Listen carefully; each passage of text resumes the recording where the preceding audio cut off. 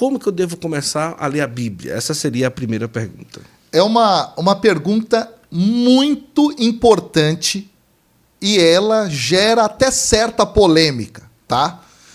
Vamos lá. Nós tivemos aqui no Brasil uma formação bíblica que foi dada muito dentro do universo da renovação carismática católica por um livro do Padre Jonas, um livro muito legal, não é? A Bíblia no meu dia a dia, onde ele ensinava a começar pela carta de João, a primeira carta, tá? Porque, segundo a perspectiva dele, aquilo ajudaria depois você a compreender mais o Novo Testamento. Do Novo Testamento você vai para o Antigo Testamento e assim sucessivamente. Sim. Ponto.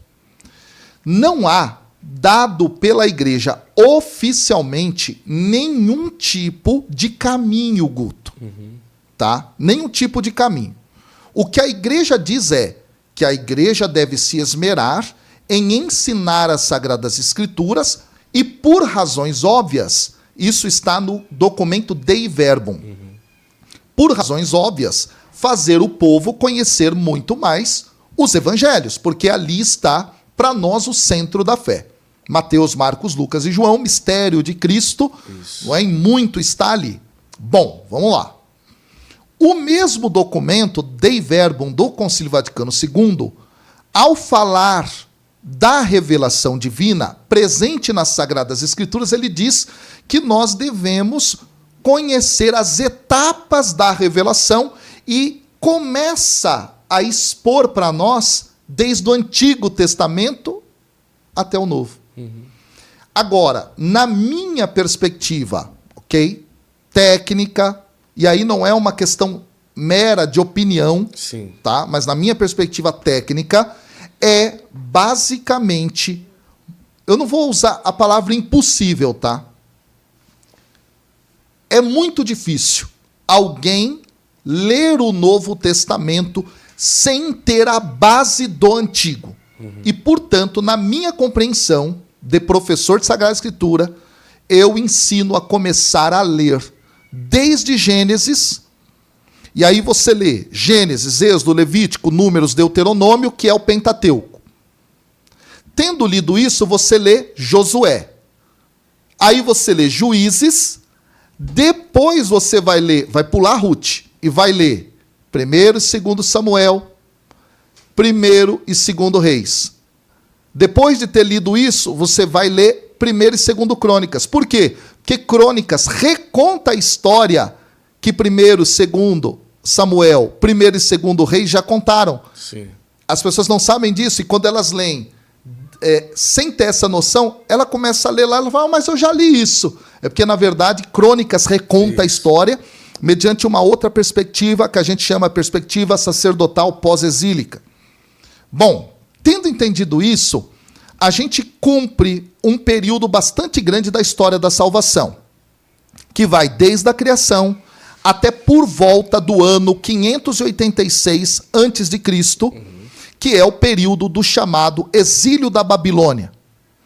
Aí você lê, para entender o período do exílio, o livro das Lamentações. O que é o livro das Lamentações? Os babilônios destroem a cidade de Jerusalém, destroem o templo que foi construído por Salomão. Então nós estamos em 586 a.C. O povo se lamenta e chora. Isso é o livro das Lamentações. São textos em forma poética, muito parecidos com salmos de lamentação, do povo se lamentando daquele momento. Profetas dessa época são vários. Então, um deles, Jeremias. Outro deles, Ezequiel. Outro deles, o 2º Isaías, por exemplo. Tá? Aqui eu estou simplificando a base da leitura. Tá? Não dá para falar todos os livros agora, mas Lamentações é do período do exílio e esses profetas. O que vai acontecer? Quando eles voltam, Guto, do exílio, nós temos Esdras e Neemias recontando essa história. É nesse momento que está agindo Malaquias, Ageu, por exemplo, Sofonias. Sofonias aí tem uma discussão, mas Zacarias. Eles estão agindo nesse período do pós-exílio, quando já no domínio dos persas, eles estão reconstruindo a cidade de Jerusalém e o templo que fora destruído. Próximo, 1º e 2º Macabeus. Porque 1º e 2º Macabeus vai contar o momento depois do domínio persa. Esse é o momento antes da chegada dos romanos. Sim.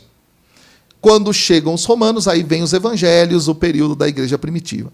Então, eu tenho fortemente comigo, é muito difícil entender o Novo Testamento realmente sem a base do Antigo. Posso dar um exemplo? Não? Pode.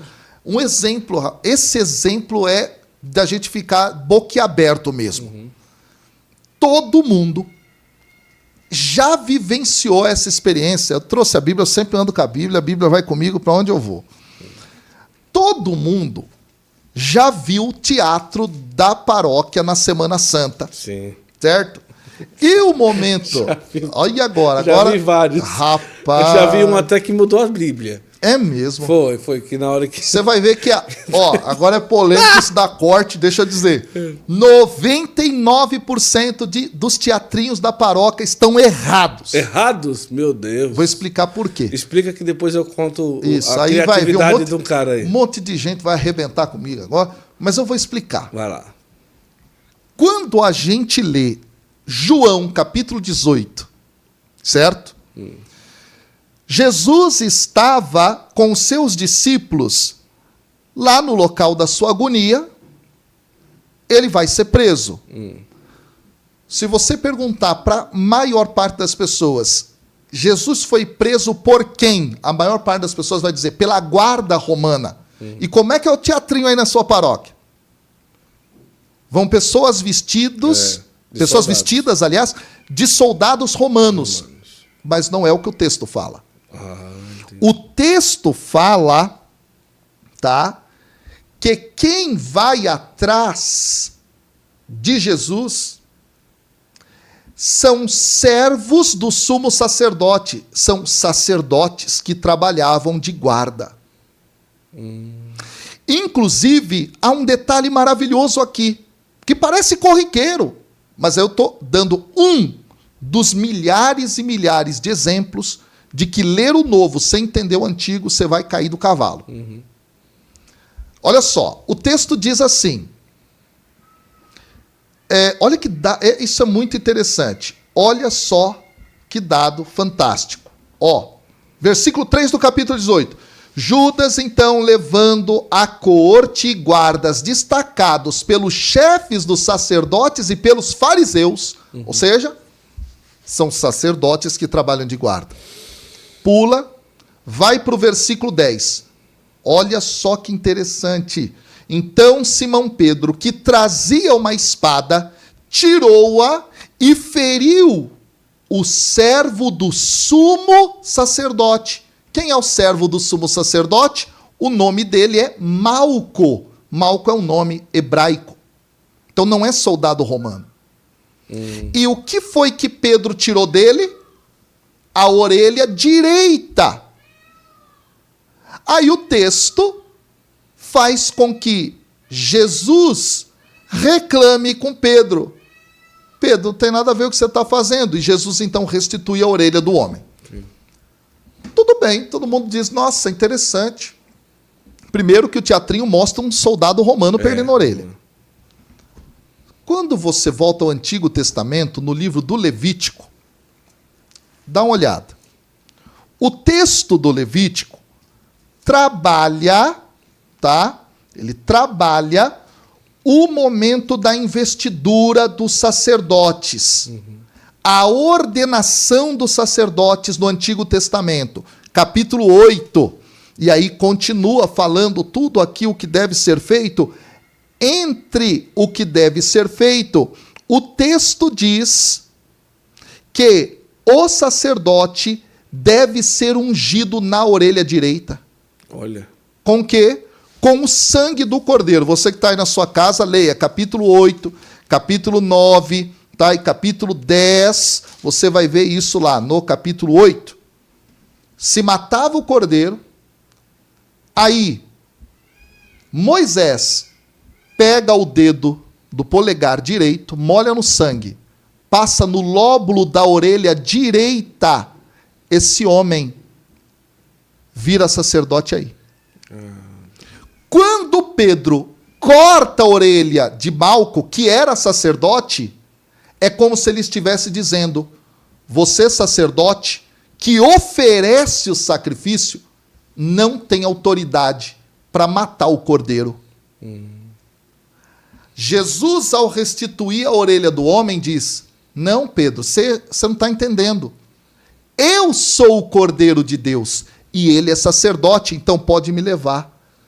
E isso colabora com a visão que está presente no primeiro capítulo do Evangelho de João, em que João Batista declara: eis o Cordeiro de Deus que tira o pecado do mundo. Então a orelha direita tem a ver com algo que está no Antigo Testamento, no livro do Levítico. E aí, quer dizer, a gente lê aquilo, teatraliza aquilo, mas não entende aquilo. A profundidade é maior.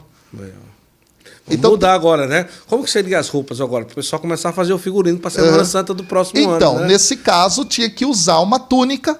Uma túnica. Uma túnica. Olha, já vai economizar então, no vermelho, pronto, aí pessoal. fica melhor. Não vai precisar comprar o capacete. O capacete que é caro, a espada, né? Aquelas mais elaboradas. Precisar, né? Mas é isso. Então, é esse o sentido. Então, esse é um exemplo, Gu, de tantos, né? de tantos e tantos e tantos.